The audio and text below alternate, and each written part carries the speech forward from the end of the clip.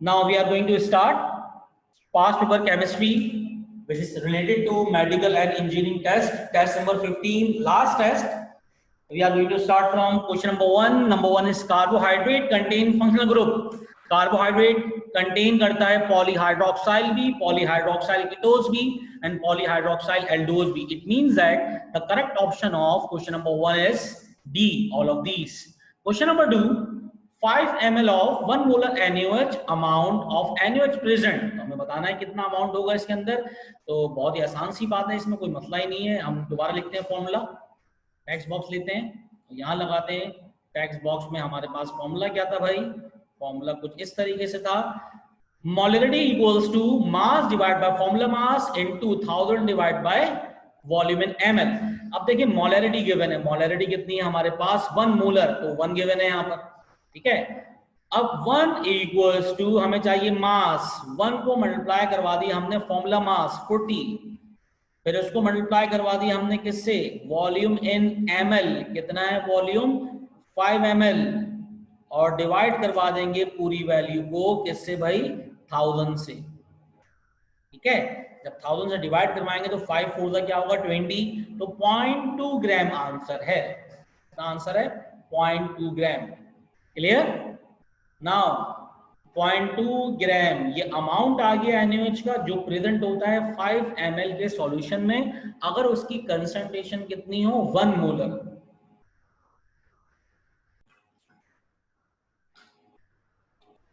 Now question number 3, ionic solution of KBr has osmotic pressure. I think we have done this sort of multiple choice question in last papers. The correct answer of question number 3 is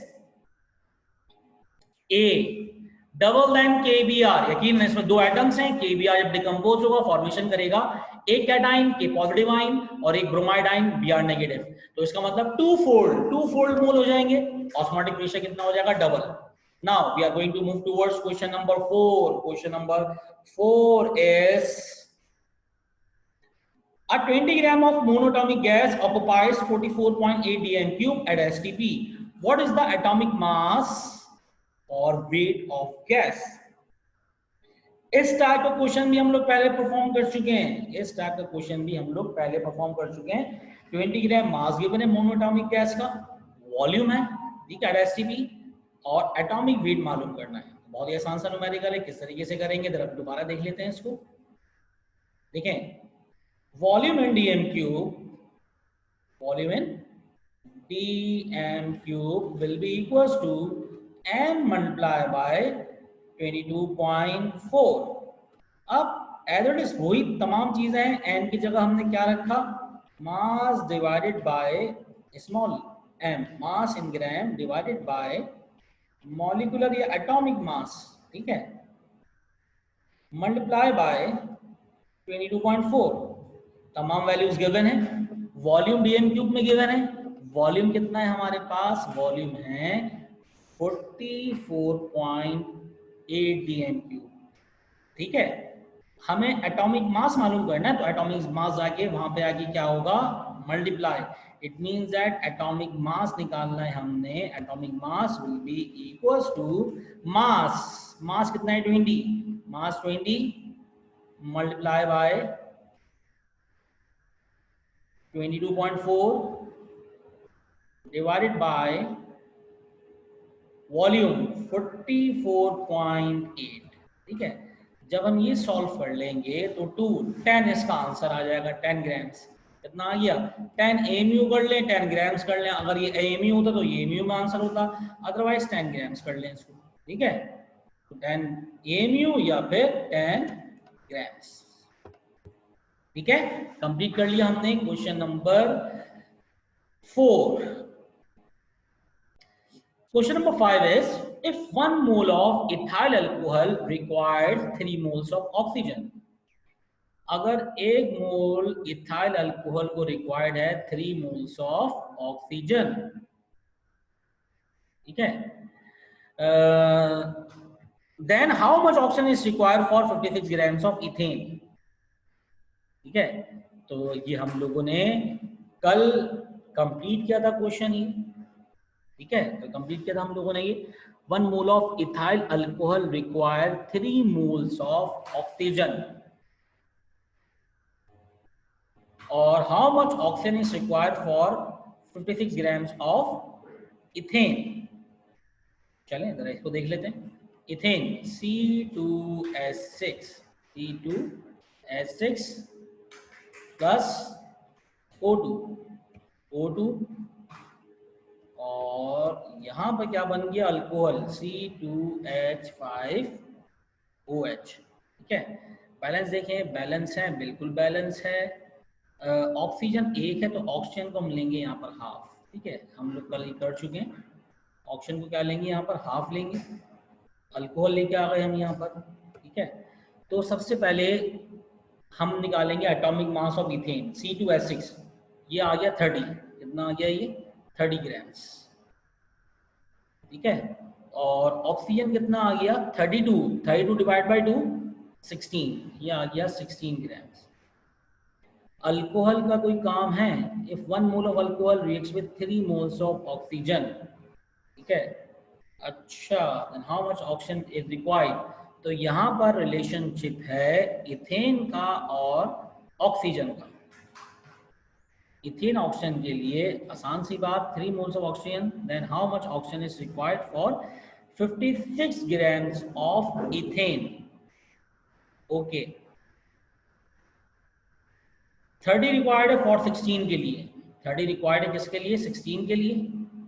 तो यहां पर question number 5, इसमें एक mistake है, question के last में alcohol है ethanol. If 1 mole of ethyl alcohol, ethyl alcohol के कितने 1 मोल है, तो इसका मॉलिक्यूलर मास कितना है 46। Required 3 moles of oxygen, oxygen के 3 मोल्स हैं, तो इसका मॉलिक्यूलर मास कितना निकला 32, 3 मोल्स हैं लिहाजा 3 से मल्टीप्लाई करवा दिया, तो ये हो गया 96 ग्राम्स। अल्कोहल के लिए हमें 56 ग्राम हो तो इस वक्त ऑक्सीजन कितना होगा, तो इस टाइम पे ऑक्सीजन की हमें क्वांटिटी मालूम करनी है। वो डीएम क्यूब में भी हो सकती है, पार्टिकल्स भी हो सकते हैं उसके, और इसके अलावा इसका वॉल्यूम भी हो सकता है। तो हमने मास रिलेशन लगा दिया। मास रिलेशन क्या है, 46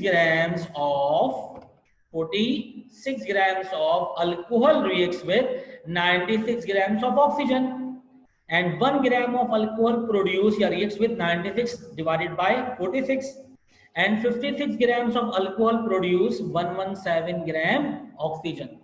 117 ग्राम ऑक्सीजन, कहीं पर ऑप्शन नहीं था तो हमें आगे मूव करना पड़ा। डिवाइडेड बाय 32, ऑक्सीजन का मॉलिक्यूलर मास डिवाइड करवाएंगे, 3 मोल आ गए, करीबन 3.6। अब 3.6 का मोल का भी कहीं आंसर नहीं है, तो हमने इसको मल्टीप्लाई करवा दिया 22.4 से, तो आंसर आ गया 81.8 dm³। The correct option of A is 81.48 dm³। Clear?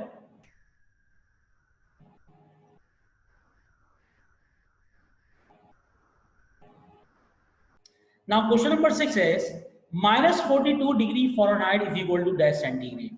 Simple formula है, डिग्री फ़ारेनहाइट से डिग्री सेंटीग्रेड में कन्वर्ट करने का और डिग्री सेंटीग्रेड से डिग्री फ़ारेनहाइट में कन्वर्ट करने का। ठीक है, तो हम इजीली लगा देंगे f-32 9/5, तो इसका लगा सकते हैं। ठीक है, वो लगाएंगे तो आंसर कितना आ गया 41.1।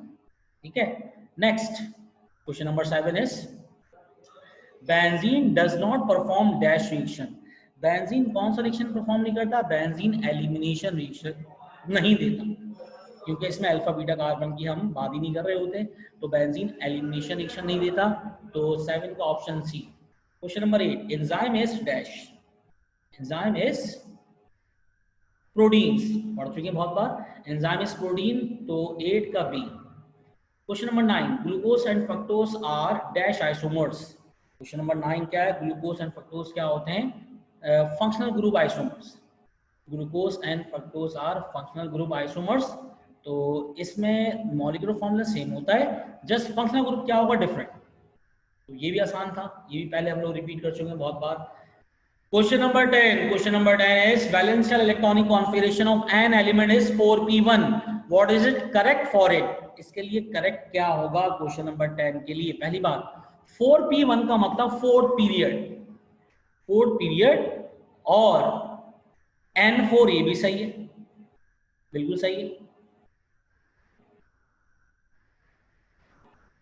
नहीं फोर्थ पीरियड। अच्छा फोर्थ पीरियड निकल के आ रहा है ना, तो हमारे पास आ रहा है पहले बी भी आ रहा है इसके अंदर और N4 भी आ रहा है। अब देखें P में एक इलेक्ट्रॉन है, 4s से पहले 4p भी होगा, तो 4s का मतलब क्या हो गया कि s में 2 इलेक्ट्रॉन होते हैं। s में कितने? 2 इलेक्ट्रॉन, 4s2 और 4p1, दोनों को इलेक्ट्रॉन को ऐड करें, ग्रुप नंबर क्या आ गया? 3। ग्रुप नंबर कितना आ गया? 3। इसका मतलब लास्ट ऑर्बिटल क्या है? p। लास्ट ऑर्बिटल यहाँ पर p है, तो l इज टू 1, ये भी सही है। लेकिन फोर्थ का मतलब KLMN, 4 शेल, तो 10 का जो ऑप्शन है फर्स्ट पीरियड, बिल्कुल नहीं। अच्छा व्हाट इज इनकरेक्ट पूछ रहे हैं, व्हाट इज इनकरेक्ट पूछते हैं तो ऑप्शन ए क्यों? फर्स्ट पीरियड हो ही नहीं सकता, फर्स्ट पीरियड हो ही नहीं सकता।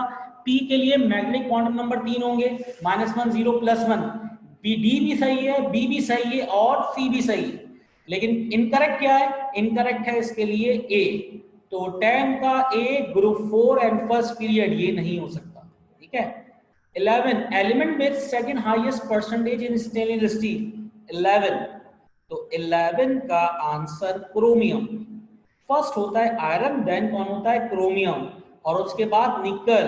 तो 11 का सी आंसर, 11 का आंसर क्या हो गया? सी।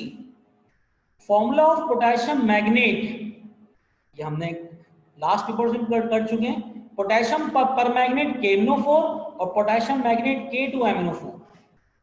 The correct formula of potassium magnet is 12 का ऑप्शन बी, K2MnO4। 12 का option B. 13 respective name of NO3-1, NO2-1 and N-3, ये हम पहले भी कर चुके हैं। 13 का ऑप्शन बी है, नाइट्रेट, नाइट्राइड एंड नाइट्राइड। पहले आएगा 8 ATE, फिर आएगा आइड और फिर आएगा आइड। तो nitrate, nitride, nitride, NO3, NO2 N -3, -1 मतलब -3, पहले ATE फिर ITE और फिर IDE। देन इसके बाद 14 the total number of sigma bonds in benzene is dash. Sigma bond के अंदर टोटल बेंजीन में कितने सिग्मा बॉन्ड होते हैं? 6 between carbon carbon and 6 between carbon hydrogen. It means that 12 means that कितने होते हैं? 12, 6 कार्बन हाइड्रोजन के दरमियान होते हैं और 6 कार्बन कार्बन के दरमियान, तो 14 option C. 15 carbohydrate are mainly composed of option A, carbon, hydrogen, oxygen, 15 का A option. 16 proteins is a dash, catalyst भी है, एंजाइम भी है, कार्बोहाइड्रेट भी है। जी नहीं, प्रोटीन क्या चीज है भाई हमारे पास? नन ऑफ दीज, कुछ भी नहीं है, प्रोटीन इसमें से कुछ भी नहीं है। 16 का ऑप्शन डी, ठीक है। कौन सी इलेक्ट्रॉनिक कॉन्फ़िगरेशन रॉन्ग है? 17 है कि कौन सी इलेक्ट्रॉनिक कॉन्फ़िगरेशन रॉन्ग है? सी। वजह क्या है? 1s 2s तो सही है, 2p में पहले एक इलेक्ट्रॉन आएगा, 2py में एक इलेक्ट्रॉन, 2px में एक इलेक्ट्रॉन और 2pz में एक इलेक्ट्रॉन, तीनों में एक एक इलेक्ट्रॉन आएंगे, ठीक है।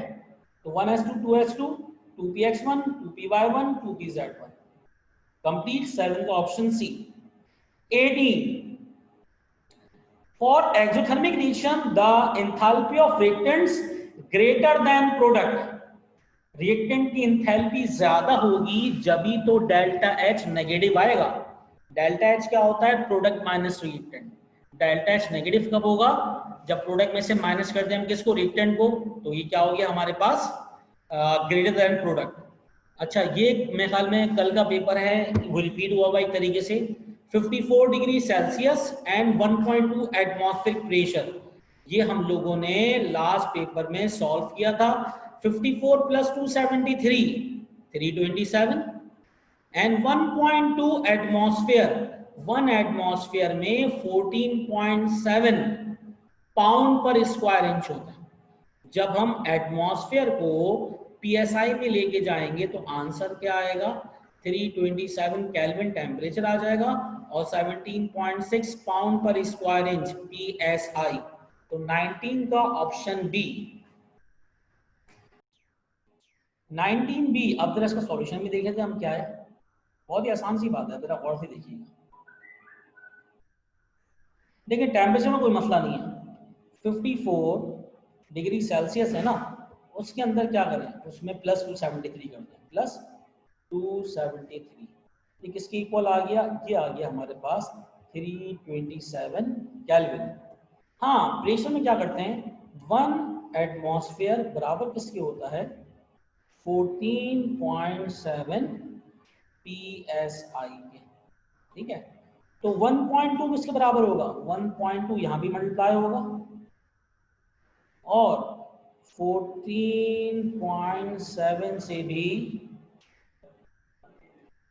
मल्टीप्लाई होगा 1.2। ये कितना आ जाएगा, ये मल्टीप्लाई करेंगे तो आ जाएगा 17.6, ठीक है। ये आ गया PSI पाउंड पर square inch. The correct option of question number 19 is B, 327 kelvin and 17.6 PSI, ठीक है। तो ये हमें समझ में आ गया, इजी था ये, आसानी से हो गया। चलें नेक्स्ट क्वेश्चन की तरफ मूव करते हैं। नेक्स्ट क्वेश्चन है हमारे पास 20, which of the following involve strength of attraction between molecules. तमाम है, क्रिस्टलाइजेशन में भी अट्रैक्शन होती है, कंडेंसेशन में भी अट्रैक्शन होती है और फ्रीजिंग में भी अट्रैक्शन होती है। तो 20 का डी, ऑल ऑफ दीज, ठीक है। देन 21 हमारे पास, number of secondary hydrogen atom in 2,3 dimethyl butane. 2,3 dimethyl butane में number of secondary hydrogen atom कितने होते हैं, तो हम इसको भी जरा देख लेते हैं जल्दी से।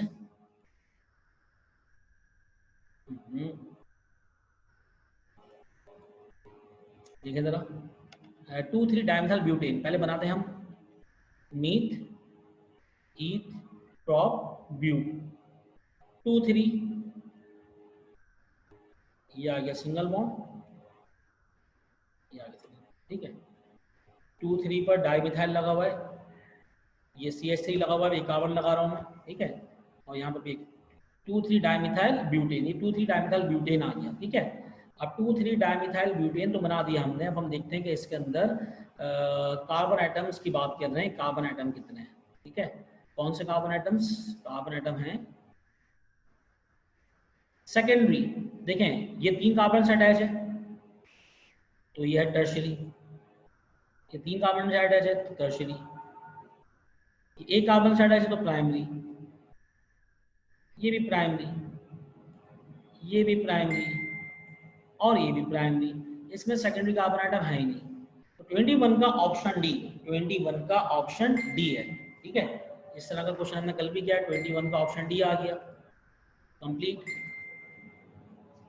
नेक्स्ट क्वेश्चन है, non polar solvent is used in, हमेशा याद रखिएगा बाई मॉलिक्यूलर के लिए हम इस्तेमाल करेंगे नॉन पोलर सॉल्वेंट, भले से वो E2 हो भले से वो SN2 हो। 22B, 22B और अजान हो रही है, 23, 4, 5 जल्दी से कर लेते हैं। C5H10, 23D answer, 23D both A and C, 24D extensive and 25B fatty acids. जल्दी से देखें, 23, 24D and 25B fatty acids. 23 is option D। देखें साइक्लोपेंटेन, साइक्लोपेंटेन और पेंटेन, पेंटीन, जब मॉलिक्यूलर फॉर्मूला C5H10 देखें ना, साइक्लोपेंटेन लिखें आप या पेंटीन लिखें, इन दोनों का मॉलिक्यूलर फॉर्मूला क्या आएगा, C5H10, ठीक है। दोनों का मॉलिक्यूलर फॉर्मूला C5H10 होगा, जबकि साइक्लोहेक्सेन में ऐसा नहीं है। साइक्लोहेक्सेन में 6 कार्बन आइटम आ जाएंगे। तो ए भी ऑप्शन सही है, सी भी सही है, it means that both A and C. The correct answer of 23 is D. 24 था, the property depends upon the number of solid particle in solution। solid particle in solution तो ये होती है असल में एक्सटेंसिव तो होगी लेकिन ये है कॉलिगेटिव प्रॉपर्टीज। तो ये क्या होगी 24B। 24 का हमारे पास ऑप्शन क्या होगा, 24 का ऑप्शन होगा हमारे पास डी। और 25 तो बहुत आसान सा है। 25 में long chain of carboxylic acid is called B fatty acids. ठीक है, 24 का बी एंड 25 का बी। तो we have complete here all past papers 1 to 15. If you have any query, then please ask, comment or text me on WhatsApp. कोई problem हो तो आप लोग जरूर पूछिएगा भाई। चले मैं तो होप कि आप लोगों को तमाम चीज़ें समझ में आ गई होंगी। अगर कोई मसला हो तो मुझसे पूछिएगा जरूर। तो जब तक अपना ख्याल रखिए, अल्लाह हाफ़िज़।